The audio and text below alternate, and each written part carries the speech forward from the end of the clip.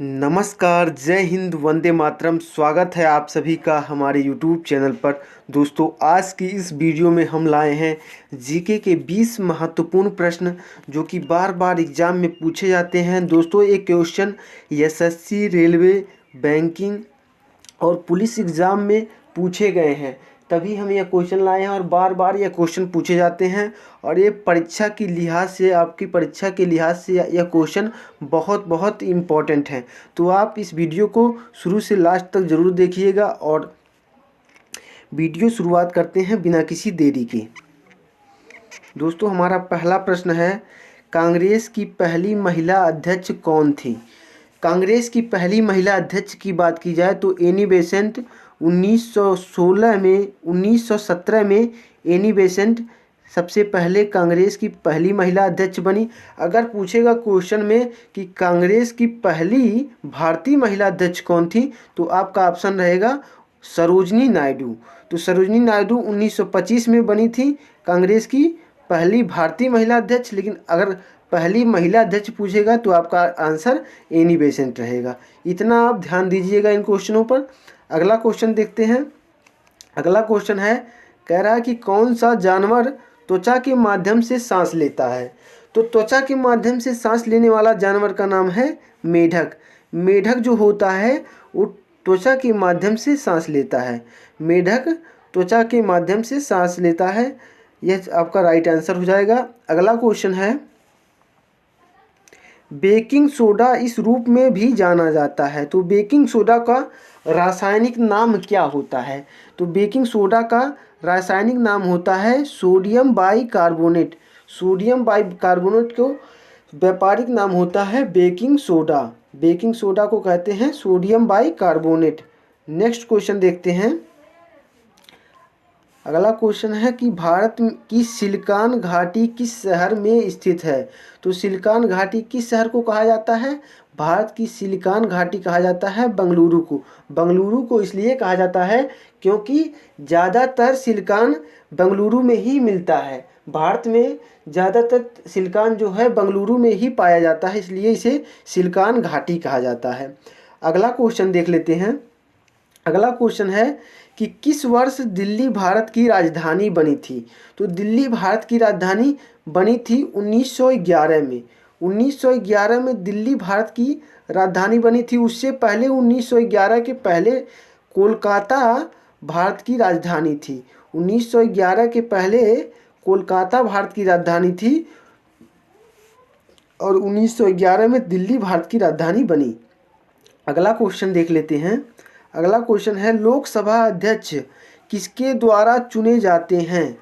लोकसभा जो अध्यक्ष होते हैं वो किसके द्वारा चुने जाते हैं? तो लोकसभा के अध्यक्ष जो होते हैं वो लोकसभा के सभी सदस्यों द्वारा चुने जाते हैं। लोकसभा के सभी सदस्यों द्वारा लोकसभा अध्यक्ष का चुनाव होता है। ऐसे अगर क्वेश्चन पूछेगा कि विधानसभा के अध्यक्ष किसके द्वारा चुने जाते हैं, तो विधानसभा के अध्यक्ष विधानसभा के सभी सदस्यों द्वारा चुने जाते हैं। तो आप विधानसभा में भी ऐसे कर दीजिएगा। नेक्स्ट क्वेश्चन देखते हैं। नेक्स्ट क्वेश्चन है, किस ग्रह को पृथ्वी की जुड़वा बहन के रूप में जाना जाता है? क्वेश्चन पूछ रहा है कि पृथ्वी की जुड़वा बहन किस ग्रह को कहा जाता है? तो पृथ्वी की जुड़वा बहन कहा जाता है शुक्र को। शुक्र पृथ्वी की जुड़वा बहन है। और शुक्र को एक चीज़ और कहा जाता है भोर का तारा। शुक्र को कहा जाता है भोर का तारा, पृथ्वी की जुड़वा बहन। ये दो बातें याद रखिएगा, बार बार एग्जाम में पूछा जाता है। और लाल ग्रह कहा जाता है मंगल को। अगला क्वेश्चन है, कपास के लिए कौन सी मिट्टी सबसे उपयुक्त है? कपास के लिए जो सबसे उपयुक्त मिट्टी होती है वो काली मिट्टी होती है। काली मिट्टी कपास के लिए सबसे उपयुक्त मिट्टी होती है, जिसे दूसरी भाषा में कहा जाता है रेगुर मिट्टी। काली मिट्टी का ही दूसरा नाम है रेगुर मिट्टी। रेगुर मिट्टी का दूसरा नाम है काली मिट्टी और काली मिट्टी का दूसरा नाम है रेगुर मिट्टी। ये बातें याद रखिएगा, कपास के लिए सबसे उपजाऊ मिट्टी होती है। अगला क्वेश्चन देखते हैं। अगला क्वेश्चन है, भारत का नेपोलियन नाम से कौन सा व्यक्ति प्रसिद्ध है? तो भारत के नेपोलियन के नाम से प्रसिद्ध है समुद्रगुप्त। समुद्रगुप्त को भारत का नेपोलियन इसलिए कहा जाता है क्योंकि इन्होंने अपने जितनी भी युद्ध लड़े थे, किसी में इन्होंने हार का सामना नहीं करा था, हर एक युद्ध में इनको विजय मिली थी। इसलिए इनके विजय श्री के कारण इनको भारत का नेपोलियन कहा जाता है। अगला क्वेश्चन है, भारत में सबसे बड़ा नदी बेसिन कौन सा है? तो भारत में सबसे बड़ा नदी बेसिन है गंगा बेसिन। गंगा बेसिन भारत में सबसे बड़ा नदी बेसिन है, याद रखिएगा, बार बार एग्जाम में पूछा जाता है। अगला क्वेश्चन देखते हैं। अगला क्वेश्चन है, अमरकंटक किस नदी से उत्पन्न है? अमरकंटक जो है वो किस नदी से उत्पन्न है? तो अमरकंटक जो है वो आज याद रखिएगा, बार बार एग्जाम में पूछा जाता है। यह नर्मदा नदी से उत्पन्न होता है, नर्मदा नदी से उत्पन्न होता है अमरकंटक।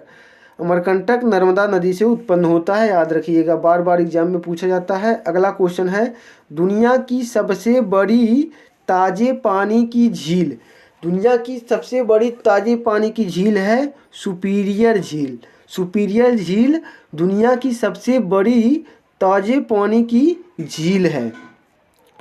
और सबसे गहरी झील बैकाल झील। अगर सबसे गहरी झील की बात करें तो सबसे गहरी झील है बैकाल झील। सबसे मीठी झील या ताजे पानी की झील सुपीरियर झील है। अगला क्वेश्चन है, कौन सा दिन विश्व पर्यावरण दिवस के रूप में मनाया जाता है? तो विश्व पर्यावरण दिवस के रूप में मनाया जाता है 5 जून को। प्रतिवर्ष 1 से 5 जून को, वैसे तो 5 जून को स्पेशली विश्व पर्यावरण दिवस के रूप में मनाया जाता है। बार बार एग्जाम में पूछा जाता है, यह क्वेश्चन बहुत इंपॉर्टेंट है, याद कर लीजिएगा। अगला क्वेश्चन है, राज्यसभा में अधिकतम कितने सदस्य हो सकते हैं? तो राज्यसभा में अधिकतम सदस्यों की संख्या हो सकती है 250। 250 सदस्य राज्यसभा में अधिकतम हो सकते हैं। 250 से अधिक सदस्य राज्यसभा में नहीं हो सकते हैं, याद रखिएगा। अगला क्वेश्चन है, योजना आयोग के पहले अध्यक्ष कौन थे?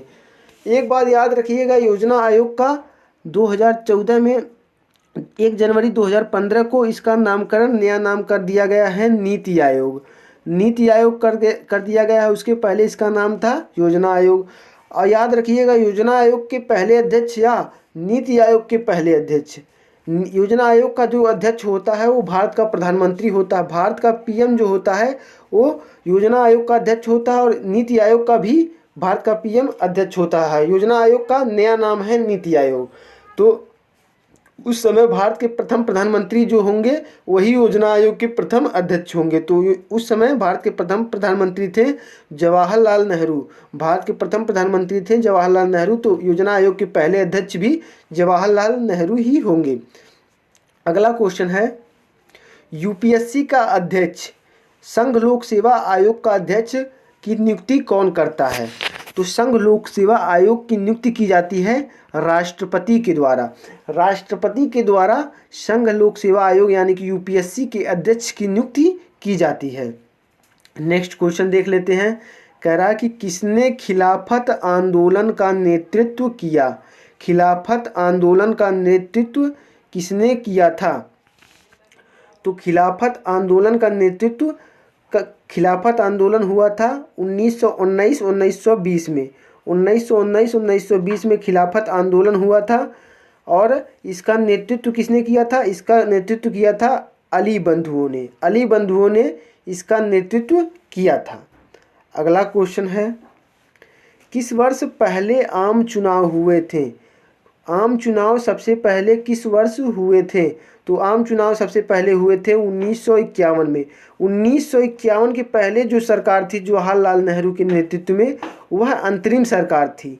उसके बाद आम चुनाव हुए और कांग्रेस को बहुत बड़ी जीत मिली, और फलस्वरूप जवाहरलाल नेहरू भारत के प्रथम प्रधानमंत्री बने। वैसे तो उसके पहले भी वह प्रधानमंत्री थे, लेकिन वह जनता द्वारा निर्वाचित नहीं थी।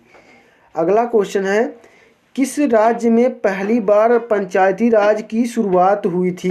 पंचायती राज की शुरुआत कब हुई थी? तो पंचायती राज की शुरुआत हुई थी राजस्थान के नागौर डिस्ट्रिक्ट में। राजस्थान के नागौर डिस्ट्रिक्ट में सबसे पहले पंचायती राज व्यवस्था की शुरुआत हुई थी। अगला क्वेश्चन है, आर्य समाज की स्थापना की? दोस्तों यह लास्ट क्वेश्चन है, आर्य समाज की स्थापना किसने की थी? तो आर्य समाज की स्थापना की थी स्वामी दयानंद सरस्वती ने, और विवेकानंद ने की थी रामकृष्ण मिशन की स्थापना। यह दोनों बातें याद रखिएगा, रामकृष्ण मिशन की स्थापना की थी विवेकानंद ने, और आर्य समाज की स्थापना की थी स्वामी दयानंद सरस्वती ने, और ब्रह्मा समाज की स्थापना की थी राजा राम मोहन राय ने। ये तीनों बातें याद रखिएगा, बार बार एग्जाम में पूछे जाती हैं। तो दोस्तों आप बताइएगा कि आपको ये क्वेश्चन कैसे लगे। अगर वीडियो अच्छा लगा हो तो वीडियो को लाइक कीजिएगा, चैनल पर पहली बार आए हैं तो चैनल को सब्सक्राइब कीजिएगा। दोस्तों इसी तरह के मज़ेदार और इम्पोर्टेंट कंटेंट हम अपने यूट्यूब चैनल पर प्रोवाइड करते रहेंगे। मिलते हैं नेक्स्ट वीडियो में, तब तक के लिए जय हिंद जय भारत।